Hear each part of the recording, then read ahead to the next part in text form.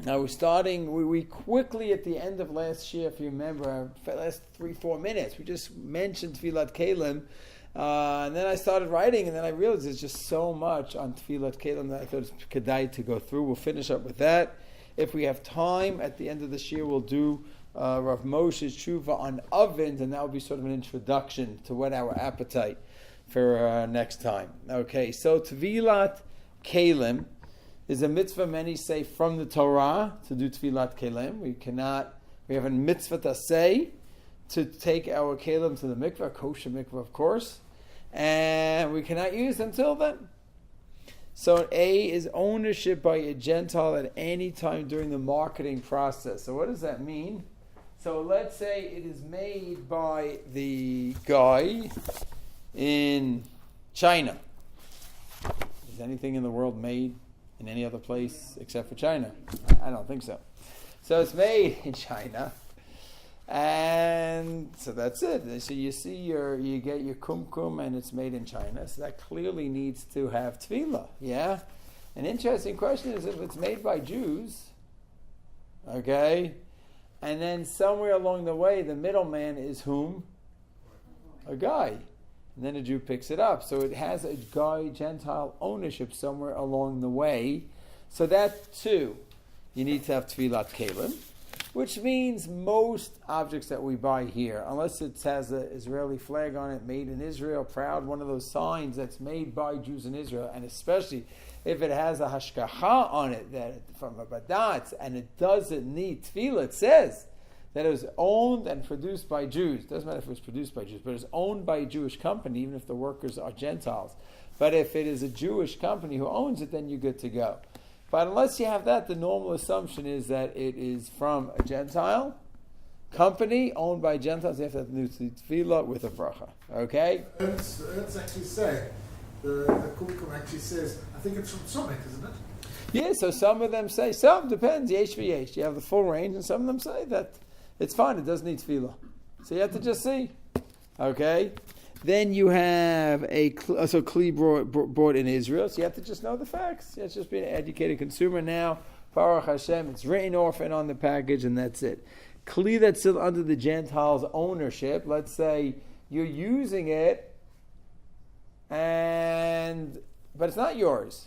Okay? So we mentioned early on, the first year we spoke about different levels of stringencies, and I always try to stress that we shouldn't just look at it as a kashrut in Israel, it's all politics, and this one doesn't make sense. There are different stringencies and different leniencies, and we try to give an overview of some kashrut agencies that might be lenient, legitimately lenient, and some that might be more stringent.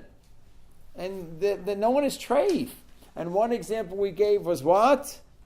The Tevilat Kailim, where some will rely on the fact that the hotel, the owner of the hotel buys the Kailim not for his personal use but for business.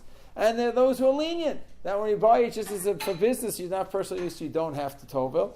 And the people also don't have to use it as well. Contrasted with a mezuzah, where the owner of a building, an apartment building, does need to put up a mezuzah, because the mezuzah is an obligation of whom? Not the owner, but the resident, the dweller, chovat hadar. It's an obligation by the one who lives there, and therefore he's the one who has to put it up. Over here, no one has to, because once it's a business kli, it is not a personal use kli. There are those who are lenient. Fine.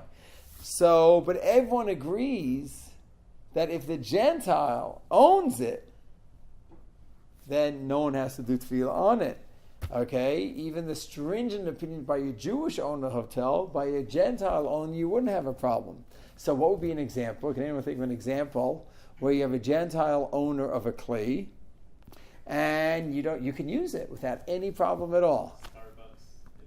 There you go. Okay, so Starbucks, you go to a place in the States, and you're assuming that you know the kashrut of the coffee is fine. Okay, it used to be 100 years ago, decades ago, you had coffee. Now you have hundreds of flavors. You do have to just know what's on the market. You're getting good old-fashioned coffee, and they're giving it to you in a mug, in a glass mug. And assuming there's no treif soup in the store, it's just a kosher cup of coffee, yeah? So, but it wasn't Toveld. It wasn't Toveld. So is that a problem? No. It's owned by a Gentile. You don't own it in any way. You are a shower, you borrow, you're renting it, whatever you want to call yourself. And therefore there's no halacha tefillah. I remember years ago, we were upstate New York. Many of us growing up in New York, so I don't know if this means anything to you, but the Catskills, that was, Grossinger's, Concord Hotel, all the camps were up in the good old Catskills, known as the Borscht Belt. Now we're really getting ourselves over here. The famous Jewish comedians from the 30s, 40s, 50s, 60s.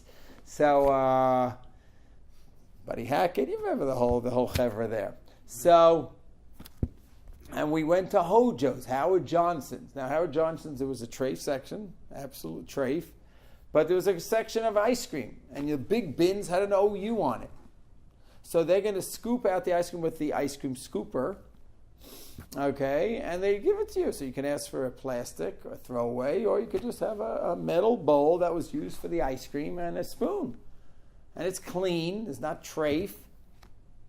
So the question is, if it is a treif kli, can you use a treif kli that's cold, or should you opt for the disposable? That's a fair question, but not for now. But what about Tevilat? So the answer is, Howard Johnson's is a guy who owned it, so there's no Tevilah issue. Okay, so it is a practical halacha that does come up. Is it a who's only, not you, or is it a goy? In other words, for example, let's just say that there was this goy who owned it, and now it's in the hands of a Jewish owner, and you borrowed it from him. Yeah, so now once the Jew owns a restaurant, so then you get into the shaila. If a Jew owns a restaurant, his Kailim, do they need a mikvah or not? Right, so that goes back to the whole Rabbanut. So not even a restaurant, just you went and borrowed from a Jew. Oh, no. Once a Jew owns a personal clay, that's it. Even though, so there was a break and it belonged to a goy, but he bought it. Once a Jew owns it. The obligation not to fill on him before he lends it to you, or do you have to? Either way, you cannot use that clay. We're going to see in a few points. How we come into that whole thing about giving gifts? Good. Oh, good. Okay. We're going to look into that. So then, metal or glass. Kli, metal is, according to many from the Torah. Glass, many say that's rabbinic, but it doesn't make a difference to us. You have to do the mitzvah either way. Kli, that comes into contact with food as opposed to an oven. So why do you have to tova your oven? So you go, well, it's just so hard to. I understand it's hard, but it's not just a question that it's hard. The kli, the obligation is on a utensil that's what? That has direct contact. So if you, let's say, you put it directly in the oven, they have to figure out how you're going to deal with it. But if it's always put on a tray in the oven, so the oven doesn't have the direct exposure to... When you buy a new barbecue, the racks... Very good example. The racks on the new barbecue, those grates, you have to put in the mikveh, for sure. It's a good point. 100%. That's why a lot of people, when you go you're driving on a road trip and you're going to go camping out somewhere and make a mangal, barbecue... Bobby, fry. I think I covered all the different languages for our shul. Okay, so you're going to go ahead and have your barbecue mangal. So that great. You have to make sure. You tovel it. That's for sure. Okay. Sure. Yeah. Once you buy the great, those 30, 40, 50 shekel barbecues, then you'd have a real problem.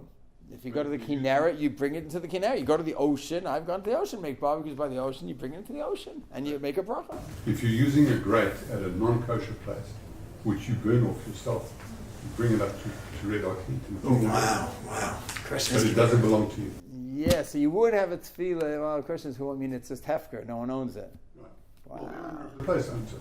Well, you might be Jewish. But okay, so you're relying on the lenient opinion. Yeah, that's a tricky one to really assume that you could kasher those public grates. That's tricky. So much schmutz is real. Can you really put the grill on so high that you could kasher and get all the schmutz? You have mamish treif on that.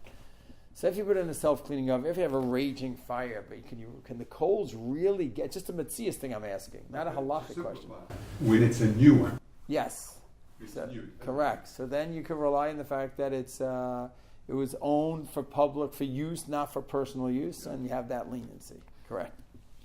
Okay, so it's clear it comes into as opposed to the food as opposed to an oven, a microwave.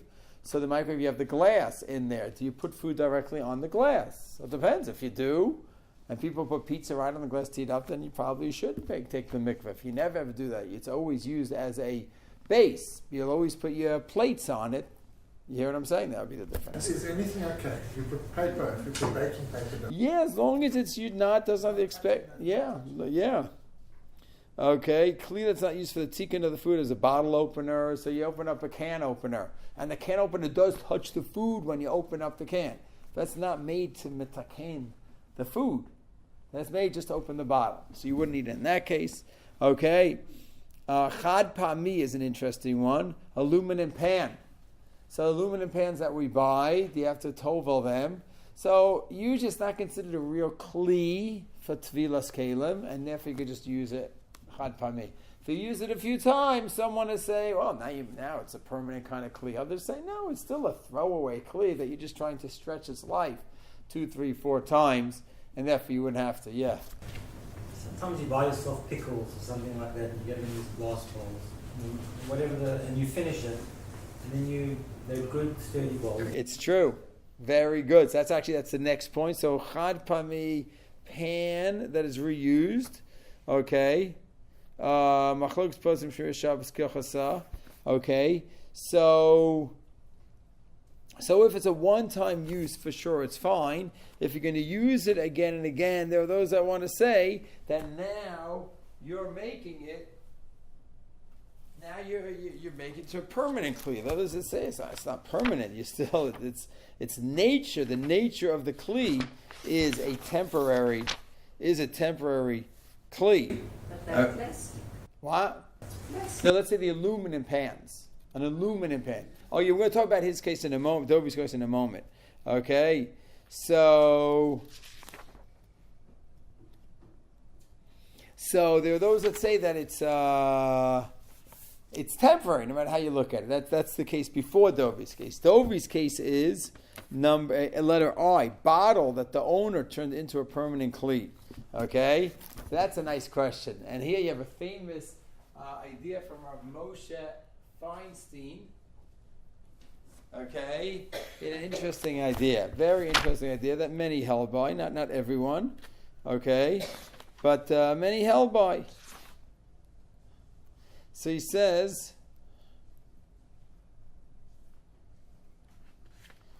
this is in Yoredeya, volume 2, in Yoredeya, and it's Siman Mem, chapter 40. B'davar kan kanim suchet sheyesh lo.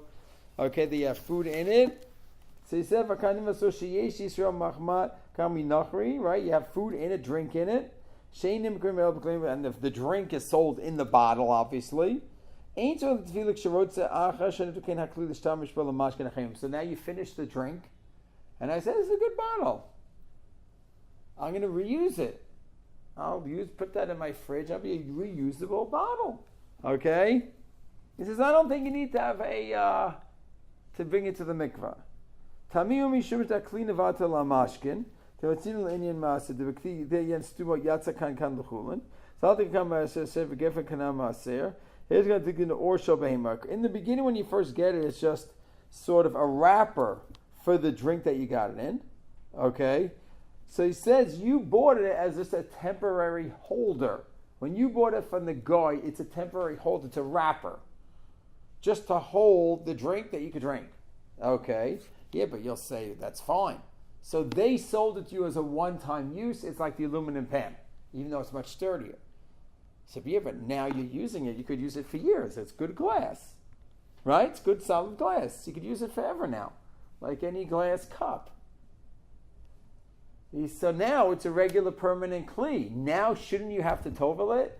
So he has a very creative answer. Does anyone know what he says? Why you don't have to? He says you're creating it now. Ah, beautiful. Rak Eitzel Yisrael Nase Kli. When did this become a Kli?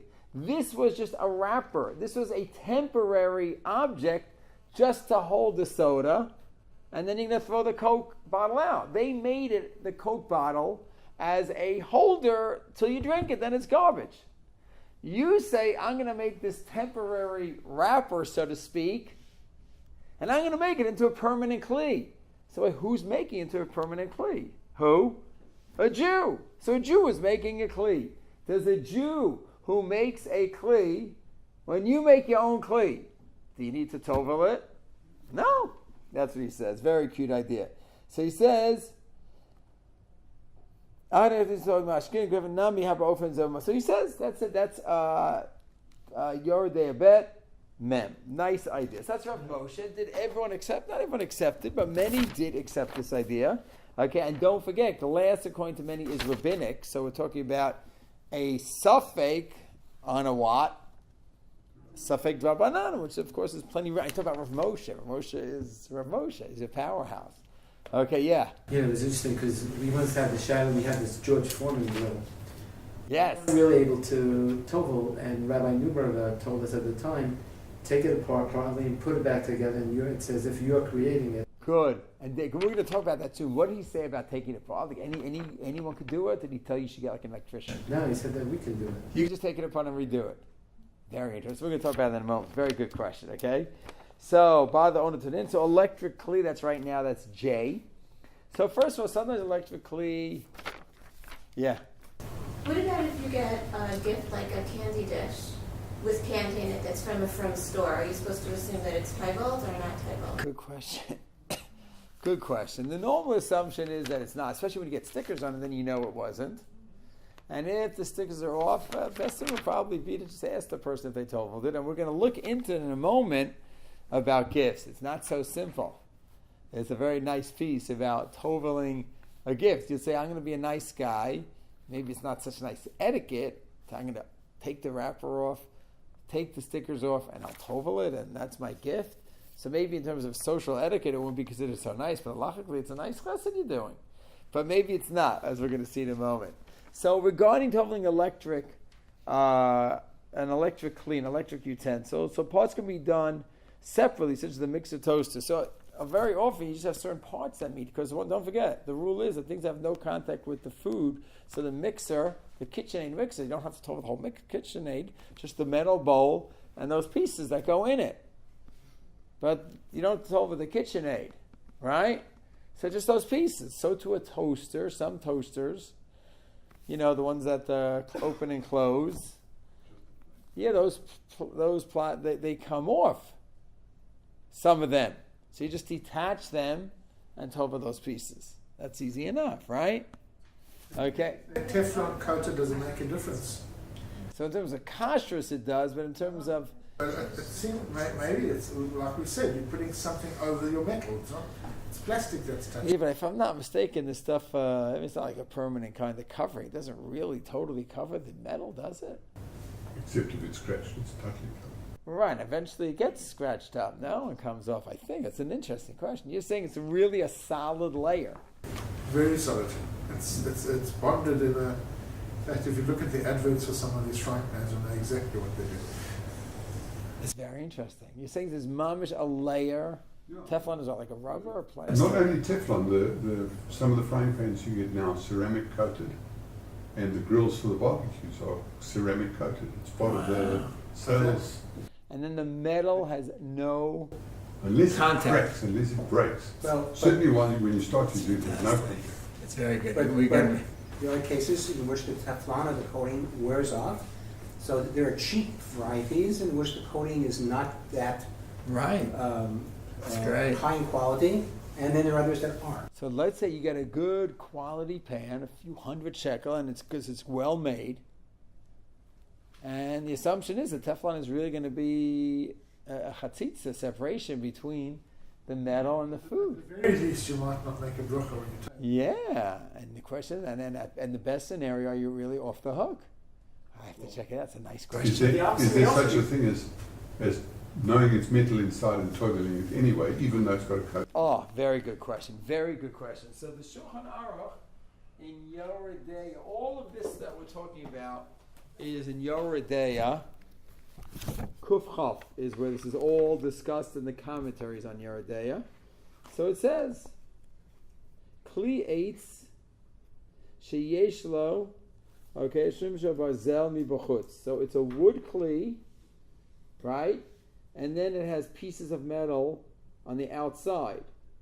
Shema midim otada, that keeps the kli standing up properly, right?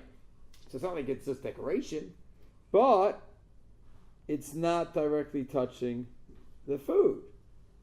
So the Shulchan Aruch passes eino ta'un tefillah. That's not touching the food, and therefore you don't need tefillah. The Shach says, "Tzachin the Beis pasak yachas the yesh tovlo below bracha the misafkale yazinu basamamed." Do you go after a structurally important part, even if it's not touching? Oh, lo mevidah commissioners going for kinkas plus yachas tefillos. Yesh below bracha kinkas or sveheter. Yesh below bracha oh im kailim achirim. Others, some say no. Really, it is best to tova this kli since you have an important metal part. That's an important part of the kli. So I don't care if it's touching or not. But many are lenient that no, if it's not the part that touches. So those that say, the Shach would say, of course the Teflon you have to tova because it's a crucial part. The metal is a crucial part of the kli. But according to those that say that only when it actually touches the food. So I need to check that out. It's a nice question. But then after half a year, the Teflon starts wearing out. You don't know when you're... So let's say you get a good brand, then you know. The question is, what happens the opposite? What happens if you get a regular, whatever quality, lesser quality, and then over time it rubs away? You don't know when you're getting to the middle and not Teflon. Right. So when you toveled it, the Teflon was a chatzitza, but then when the Teflon nice. then you're actually having metal touching your food. And now you really chayav in tefillah. Which means every time you accidentally scratch your pen, you have to go and tovel it again? And that doesn't even help you, because now you've got just this patch that's metal. Yeah. All the rest of the metal is not, there's a chatzitza there, if that's what we say. So wait, when you tova, the kli is, the fact is, even if you tova before you had to, you own the kli, and you did the tefillah. So this is a toveld kli. So what that you didn't have a chiyuv? So you told it before you had the chiyuv. But the coating, That's what we just said. Like a sort of plastic around the whole thing. That's our problem. You can't tovel. It's not like a label that comes off. It's Yeah, but it wasn't a chatzitza when you toveled it. When you toveled it, you wanted that on the kli. I think it's a it's a great question. Great question. Very good question. It's a very nice question. Consider the chatzitza if you can't remove it? No, that's part of the kli. That's part of the kli. So it's not a chatzitza. Now, yeah, I think it's a nice question. I have to see if the post can deal with it. Very good. Very good. So if it's going to be separated, then you're fine. J, the second part of J, tova the kli and let it dry out for a week. So I know people don't like doing this, but anytime I had to have a kumkum and toaster and anything, and it wasn't just a removable piece, I would just put the whole thing in the mikvah and leave it out on the porch in the good Beit Shemesh sun. People complain sometimes about the heat in Beit Shemesh. No, I always tell people, you can't complain. You bought in a place that's called Beit Shemesh. So you can't complain it's so hot here in the summer. Okay? You didn't buy in Alaska. So, but even if you want to complain, one time you shouldn't complain is for this case, because you put it out for a week after you tovel it. I never ever had a problem. Never. And people, I always tell the toasters and stuff and the kumkuns, just leave it out for a week, be patient.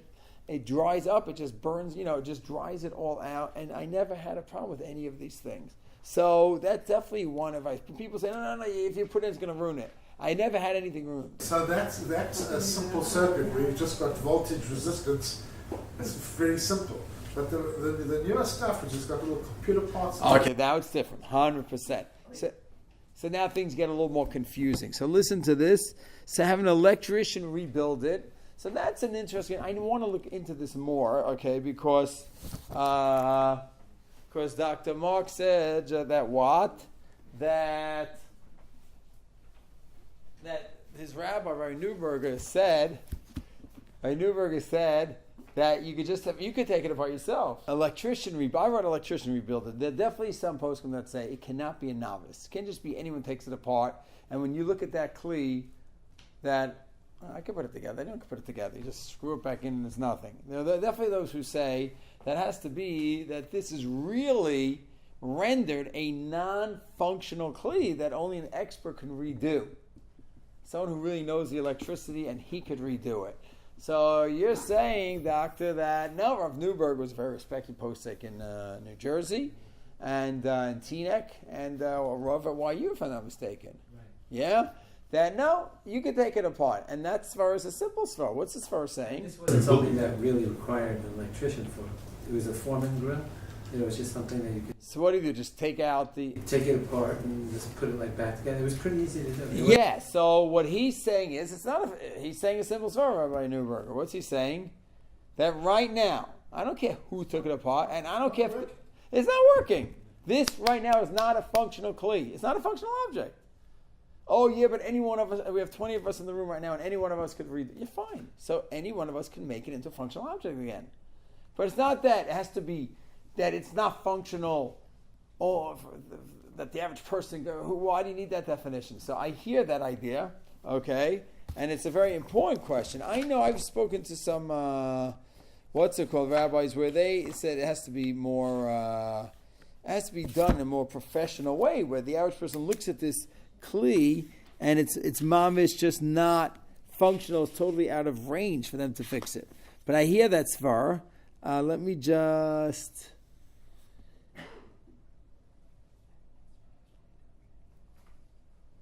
Okay. Here, let me just read you the language in the sefer called, it was about 40 years ago, beautiful sefer on Tevilat Kailim. Okay, it's really one of the authoritative sefers. Okay, so he says the following.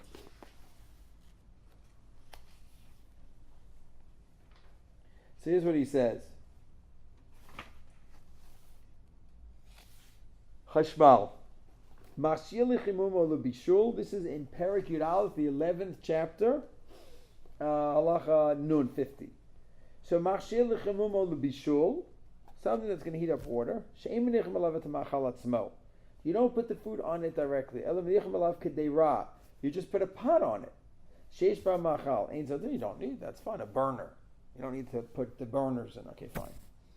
Kli chashmi shem nichem bo et machal atzmo. But if you put the food directly on, obviously you do. Lachein kirayim chashmaliyot mechamim bakbuki tinokot. You have something, like a portable kind of little flame that you take with you, a heater, something that heats up the bottles for kids, plata, chashmalit, our Shabbos plata, agalot chashmaliyot lechimum och gdol me'enan tzirchan tvila. Kumkum chashmalit, but a kumkum, of course. You put the water in it. Sir chashmali, an electric pot that you plug in. Mazleg chashmali, right, the fork that you plug in and heats things up. Tu'unu tefillah, you need to have tefillah on these, okay? So, he does bring down an interesting idea in the notes. What does he say? He says, Yaakov says, if you put the whole electrical element in, it's going to get ruined. So maybe it could be lenient. Why? Okay. The kevan shekol tashmisho baf merishito. The whole purpose and use is only when it's plugged into the wall. Okay. B'mechuba lekotel. Okay. It's only going to work then. And therefore, in terms of the halachas of Tumah and Tahara, so it's considered to be what? Did you know a term? Mechuba lekarka. It's grounded, which is an electric term, and halachic term. It's grounded. It's mechur. It's part of the ground. It's not considered to be a regular kli, a fork, a pot that's a movable fork. Its only function is when it's grounded, literally, and therefore it's considered part of the ground. And it's not a regular kli. So he quotes this opinion, and he says, so this is the Chalkat Yokef, a big posting from not that long ago. Ain't a makabel tumah, and therefore it's not considered a regular kli. So he says,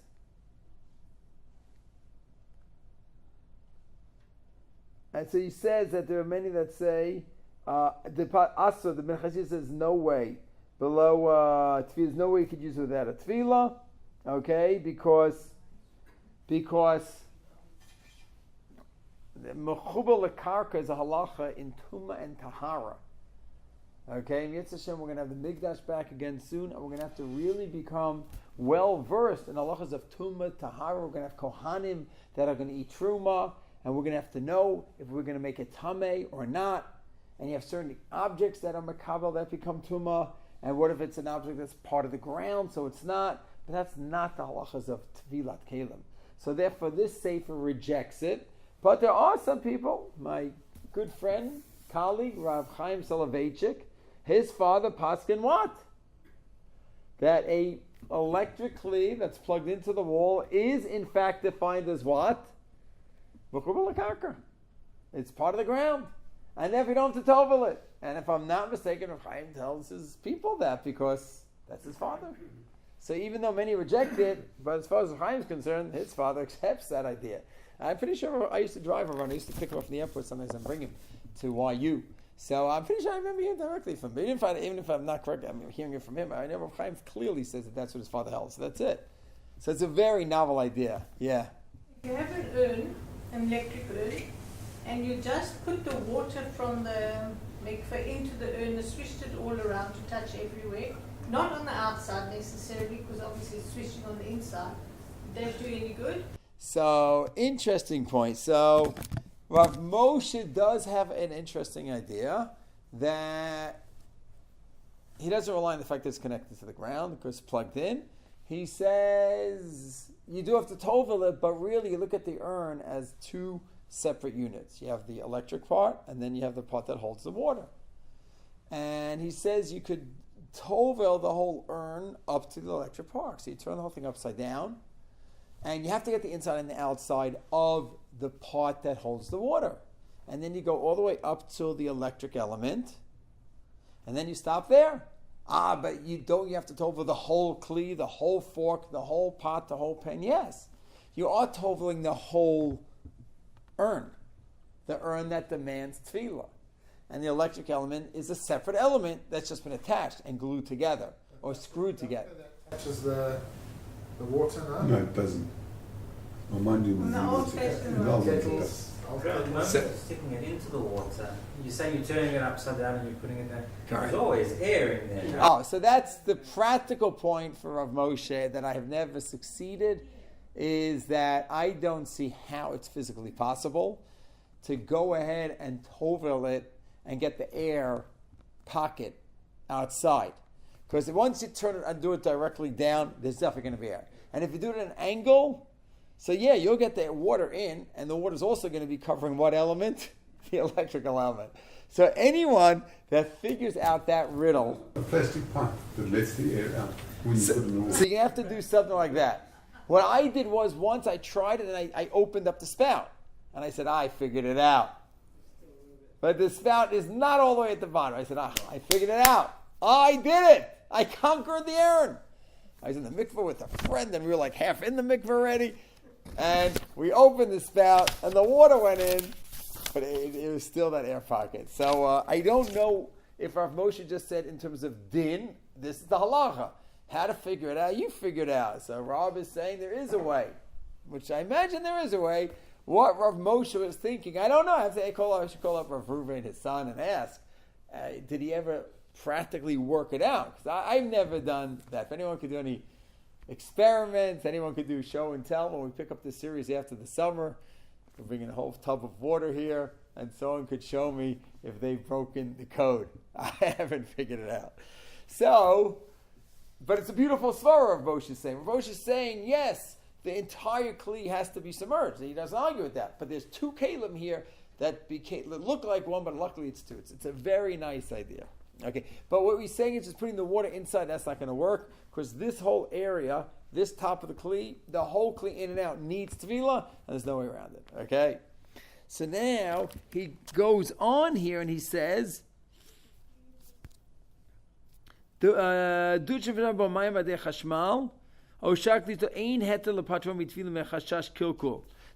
fact that you'll say, well, it's going to get ruined, and therefore I don't need to. The Shevet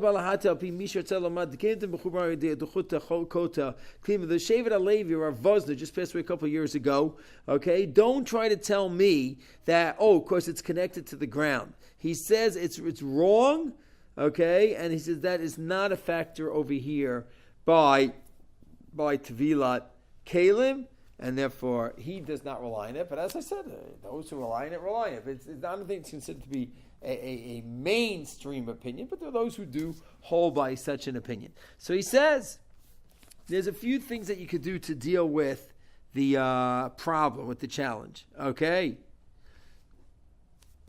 If you think there's going to be a problem, when you put it all in, so he says, Yesh matirim, okay, latet et ha-machshir legoy.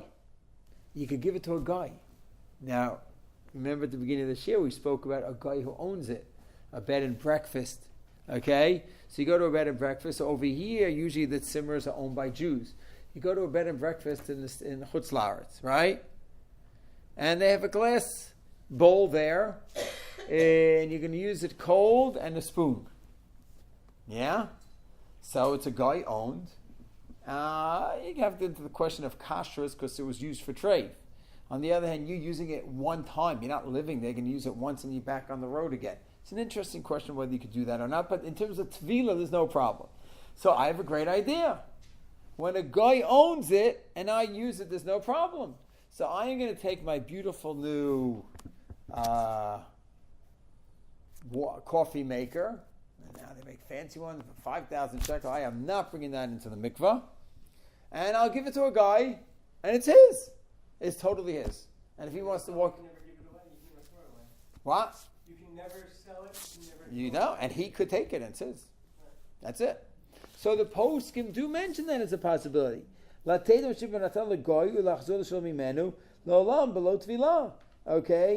so there are those that say I could do that.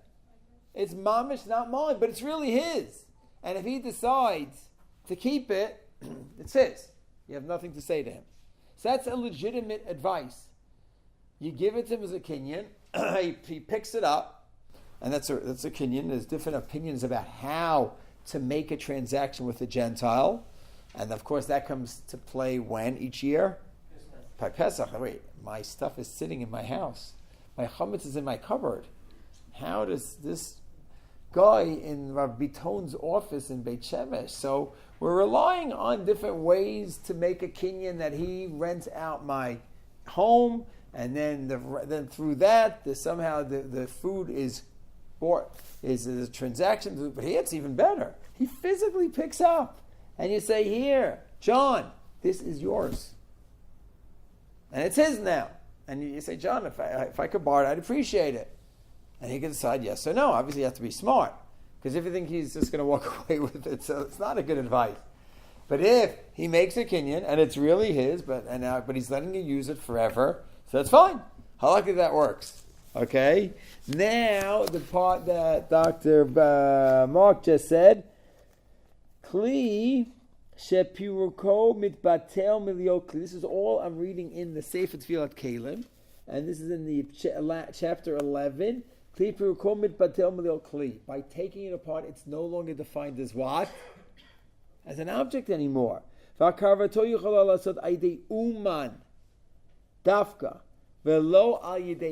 So he is saying different than Rav Newberg, which is fine. Okay, I'm sure Rav Newberg has his source. But he's saying that an uman, not where half of the Jews go on Rosh Hashanah. An uman can mean a professional. Yeah? So a professional can fix this. Meaning the average person looks at this piece and says, "Oh my gosh, it's broken. I can't fix it. It's done." Not just, "Oh yeah, I'll just put the screw back in." No, it's rendered useless to the average person. He says, "V'lo ayidei hedyo," and not by the average layman or laywoman. They cannot. The average person. Not just a question of screwing it together. Oh, right now it's not working. This really needs professional help. I cannot do that. The average person can't do it. It has to be rendered useless for the average person. Yimsru l'chashmalai yudi. So you give it to a electrician, a Jewish electrician. Then a Jew is making it. Okay, then a Jew is making the kli. And once a Jew is making the kli, of course, that's totally fine. Okay, so that's how I understood it. I hear the svara that says that why can't just anyone take it apart? Right now it's not rendered usable. I'm not making it usable. I hear the svar, but it doesn't seem like the simple pshat in the poskin. So he says, you give it over to a Gentile, to a Jew, and he's going to go ahead and fix it, and there won't be chayim tefillah. Shamati, just in terms of the sources for this, he says, Shamati Shlomo Zalman Orbach, Data to Koze Data Bekli Hashmalid Yesh Tzavlo Deot Omrim Ein Oto Nefim B'Shun Deshimur Shvak B'Sham B'Chub B'Mikreim L'Chubar B'Chub B'Lekarka. So he says, Bekli Hashmalid Lo Mani Eitz Zut Lo Dam L'Nekav Bekli. Okay, Be'Moshe T'Gav Moshe B'Fnim HaSeif. So it seems that the most hold that it really does need some professional to fix it. Okay, not just stum. You take it out, take a screw out. That's not usable now, and I'll put the screw back. Okay. Just to try to finish up our list over here, electrician rebuild it, give it to a Gentile as a present. Okay, we just mentioned that. Exempt from tefillah if there is no choice. There is an article in Tchumen, that wonderful, colorful set behind us over there, where every year they put out a new volume, that want to say that once the kli cannot be tova, that almost like you're onus. Onus means like, what? Like you're forced, you have no choice, and therefore you potter from tefillah in such a case because you've done everything you can and you just can't tova it. To me, it's a very big chiddush. It's a novel idea, but there are those who rely on it. But it's a novel idea. Still, if I'm not mistaken, we discussed this a few months back. You saw some mention that. So Tchumen has a whole discussion on it. It's a novel idea. I'm not so comfortable with it. I would definitely, before a person tells me that they're going to just not tovel it and rely on that opinion, I feel more comfortable if you go ahead, you give it to a guy first, and it's really his, or if you have a professional take it apart. To me, it's much more halak smooth. It's not a simple svar. It's a svar they're posting that safe, but it's not a simple one. Okay? Shevet HaLevi didn't, didn't go for it. You have great posting that did not accept such a svar. So it's not a simple one to rely on. Okay? Let's just wrap up our list over here. K bracha. The bracha is what? If you're only taking one fork to the mikvah, what bracha do you say? It's not Kailim. It's a mitzvah. It's the mitzvah. Yeah, is that true? Al tefillas Kailim, always? Kailim. And only when you have two or more is tefillas Kailim. Yeah, that's not such a well-known halacha. Al tefillat.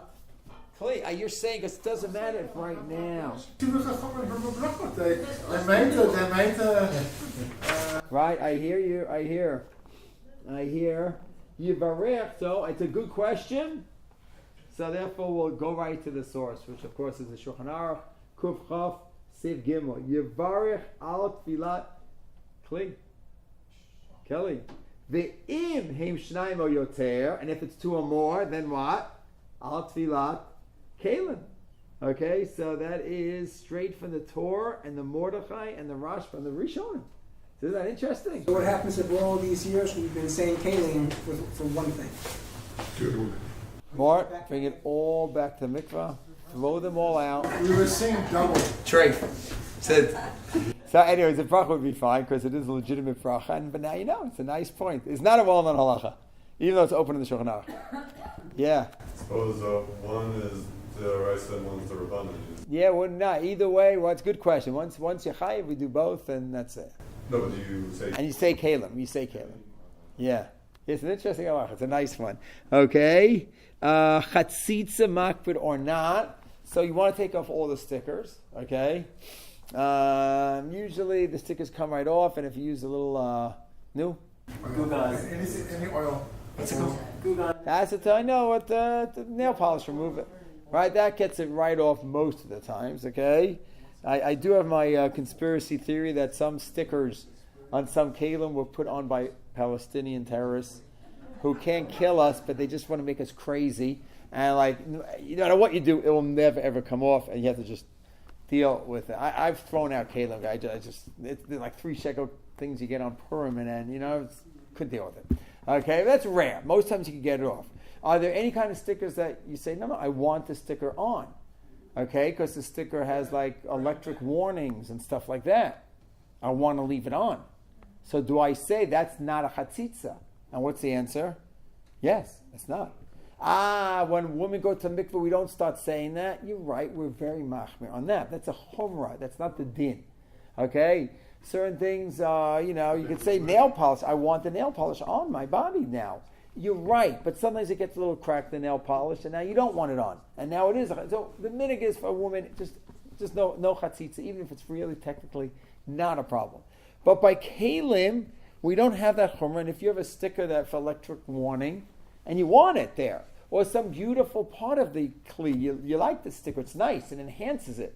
That's not a chatzitza. So that would work for the coating on the frying pan as well, because you want it there, even though it's not. Right, and now, so back to that question is, you want it there, so it's not a chatzitza, and the question was, wait a second, is this a kli where you're not chayiv because it never touches it? That was the question there. Right, but you wouldn't have a chatzitza problem outside. Yes, so that we have to revisit that one for sure. Yes. What about the case where I want to take the sticker off, I just can't get it off, but it's on the bottom and the food never touches the bottom? Yeah, so the question is, you want it off. Once you want to know if you have to take it off. Question is if it's a miyut that you're not makbid on. But that means they really, really don't care about it at all. I mean, you're saying that if you've got a coffee mug and the sticker's at the bottom of the coffee mug, that part never touches your food. That's right. Oh. That's what I meant. Oh, wow. But if I'm not mistaken, once it's a kli that's chayav in tefillah, then we don't do piecemeal. Do you know what I'm saying? Tovi, I think that's once the kli is chayav, that mug is chayav. Well, no, not 97% is chayav. It's chayav. Because in the electric appliances, you said that it's only the bucket, whatever. Because there's two separate parts of Moshe's Chiddush, which I haven't accepted, but Moshe's Chiddush is you have two Kailim here stuck together. Over here you have one mug. Getting the outside of that bucket. Correct. If you got the urn, Correct. So the water's only going on the part that touches the Correct. water, not on the other side. Correct, that is true. So why is it different for a coffee cup? Because that is the Kli, that's the exposed Kli. So over here, I have this Kli, which I'm chayav in, and I don't think we have a halacha that a Kli that's chayav is only chayav tevilat on the parts that touch the water, the food. In other words, exempting because it does touch food means exempting the whole Kli. So this now is a Kli that's chayav in tevilah, and once it's a chayav in tevilah, so if I have something on there that I don't want, that's the chatzitza. And I don't think we say, but it never touches the food anyway. You know what I'm saying? Then you have the problem with the urn, which is only touching the part. You're not touching the whole. Let's say there's two sections. One section that's electric and another section that's where the water is held. In theory, let's just say you can separate them. But you're saying now you would have to separate it in order to get the water on the outside of that vessel. Yeah, so... the water's only coming on the inside. Right.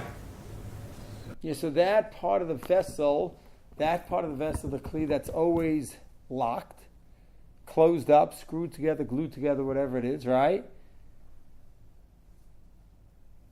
Yeah, we have to see the Rav Moshe's language. I'm pretty sure he or the post try to explain why somehow that's not considered part of the Kli that would be chayv. It's a nice question. But still, even though I can't explain it without seeing inside, I'm pretty sure there will be a chiluk between a mug, where this mug's chayiv and tevilah. Yeah, but the bottom never touches, it doesn't make a difference. The kli is chayiv, we don't start differentiating that way. So you have to make sure, the question would be is if it's a sticker that you really don't care about, and most people don't care about. So then there will be room to be makel.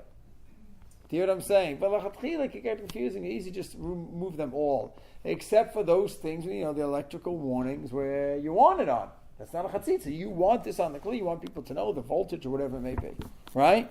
Okay, just to quickly finish up our list over here. Who could do the tefillah? So anyone could do the tefillah. If a kid does the tefillah, you just want to have a guy theoretically do the tefillah, which is wild because the whole thing is like a richuk, separation from the gayim.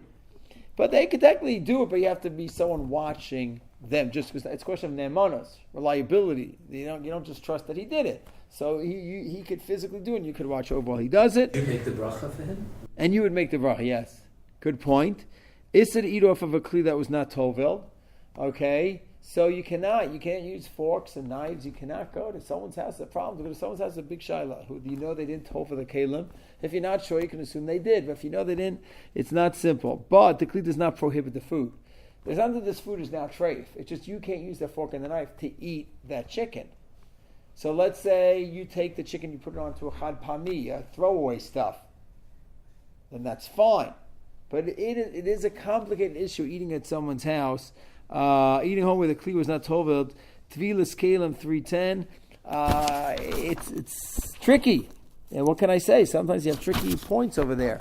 Is anyone Makil? Once again, Rav Aaron Soloveitchik was Makil on this. I remember him telling me directly that he says that only when a Jew owns it and you borrow it and you take it out and you're a shoel, but you're just eating at the house, you're not chayav. But hashos chov miyudi kli ton tefila lachein lo yochel v'lo yishte bebeit chaveiro bekelim tunim tefila. Don't eat at his house if he doesn't do tefila. Im hotzu machlim min hakelim. But if you took the food off, even if it was cooked, it doesn't make it treif. Okay. So it's not simple. It's not a simple heter. Hopefully we could just avoid such situations. Then on Shabbos, you don't do tefillah on Shabbos. If you realize you got something new, because that's considered metakein, as if you're fixing it. And of course, we don't do such things on Shabbat. So that's the end of the 5-part series for now. More, thank you for initiating this series. And Mi'ez Hashem, after some, we're going to tackle the oven question and the bugs and any other shalas that we'll have by then. Okay. Shkaya.